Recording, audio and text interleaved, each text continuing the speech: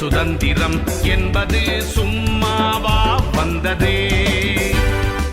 பிளாசி முதல் செங்கோட்டை வரை உரை ஓவியம் என்பது சும்மாவா வந்ததே.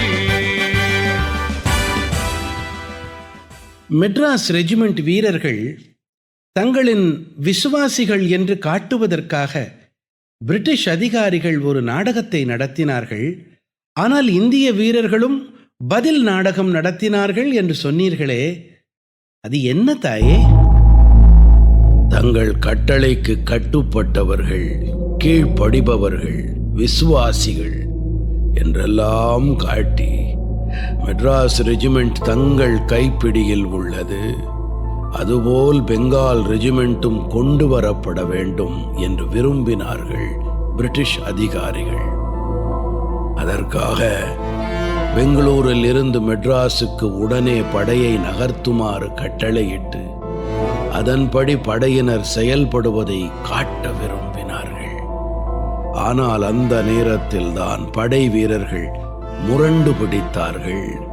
பழைய கோரிக்கைகளை முன்வைத்து வடக்கே நடந்த சிப்பாய்களின் போராட்டத்துக்கு தோள் கொடுக்கும் முடிவினை எடுத்தார்கள். வேறு வழியின்றி சமாதான பேச்சு நடந்தது. படை வீரர்களும் தங்கள் கோரிக்கையை கைவிட்டு பிரிட்டிஷ் அதிகாரிகள் சொல்படி நடப்பதாக கூறினார்கள். பிரிட்டிஷ் கமாண்டிங் அதிகாரியும் நடந்துவிட்ட இந்த விஷயத்தை வெகு சாதாரணமாக எடுத்துக்கொண்டு சிப்பாய்கள் குறித்து தவறாக கணித்தான். சிப்பாய்கள் தாங்கள் மேற்கொண்டு பயணப்பட தயாராக இருப்பதாக தாமாக முன்வந்து அறிவித்தார்கள்.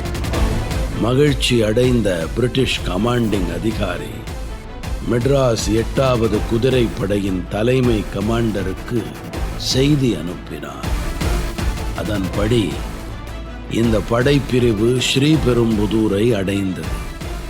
பிறகு அதன் முதல் அணி கப்பல் மூலமாக பெங்காலுக்கு அனுப்பப்பட்டது. அப்போதுதான் பிரிட்டிஷாரின் உள்நோக்கத்தை மற்ற படை வீரர்களும் தெரிந்து கொண்டார்கள். உஷாரான அவர்கள் தாங்கள் அனைவருமே பெங்காலுக்கு அனுப்பப்பட போவதையும் தாங்கள் அனைவரும் பிரிட்டிஷ் அரசுக்கு விசுவாசமானவர்களாக இந்திய மக்களுக்கு காட்டுவதற்காகவே பிரிட்டிஷார் தங்களை பெங்காலுக்கு அனுப்ப திட்டமிட்டதையும் உணர்ந்தார்கள். இதையடுத்து மொத்த ரெஜிமெண்ட்டுமே அங்கிருந்து நகர மறுத்தது. தான் ஏமாற்றப்பட்டதை தாமதமாக உணர்ந்தான் பிரிட்டிஷ் கமாண்டிங் அதிகாரி. அங்கே ஒரு போர் சூழல் ஏற்பட்டது. இந்த ரெஜிமெண்டை பெங்காலுக்கு அனுப்புவதற்காக பெரும்பாலான கப்பல்களை வாடகைக்கு எடுத்திருந்தது பிரிட்டிஷ் கம்பெனி அரசு.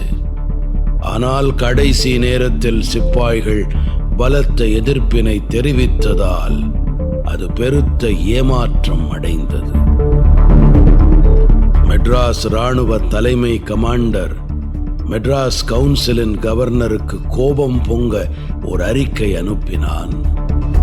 இந்த ரெஜிமெண்ட் தங்களை ஏமாற்றிவிட்டது என்றும் அவர்கள் மீதான நம்பகத்தன்மை சீர்குலைந்து விட்டதாகவும் தெரிவித்தான்.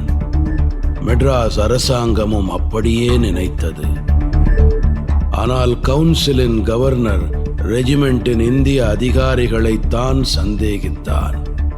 அதாவது 8வது குதிரைப்படையின் இந்திய அதிகாரிகள் பிரிட்டிஷாரின் நோக்கத்தை முன்னரே தெரிந்து கொண்டதால் பெங்களூரிலிருந்து கிளம்பும் போது ரெஜிமெண்டை சமாதானப்படுத்தி அது ஸ்ரீபெரும்புதூர் வந்ததும் பிரிட்டிஷாரின் நோக்கத்தை தெரிவித்து படையினரை தூண்டிவிட்டுள்ளார்கள் என்பதை விசாரணைக்கு பின் தெரிந்து கொண்டான் கவுன்சில் கவர்னர்.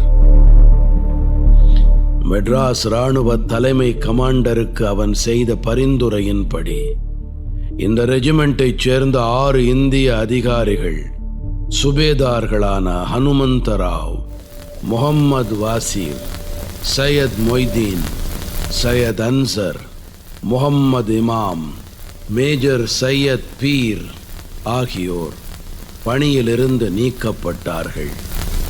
நிலைமை மோசமடைய காரணமான ஹவல்தார் ஃபாசில் கான், மேஜர் ஷேக் ஹுசேன் ஆகியோர் மீது நடவடிக்கை எடுத்தார்கள்.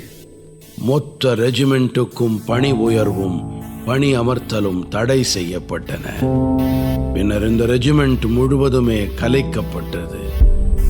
இதில் இருந்தவர்கள் பலத்த சோதனைகளுக்கு பின் வேறு குதிரைப்படை பிரிவுகளுக்கு அனுப்பப்பட்டார்கள்.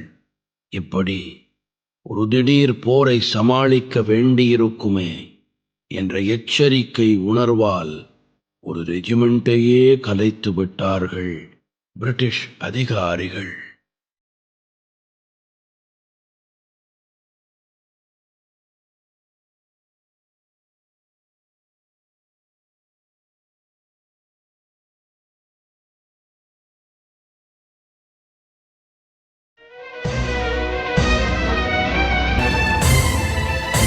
பிளாசி முதல் செங்கோட்டை வரை உரை ஓவியம் கேட்டீர்கள்.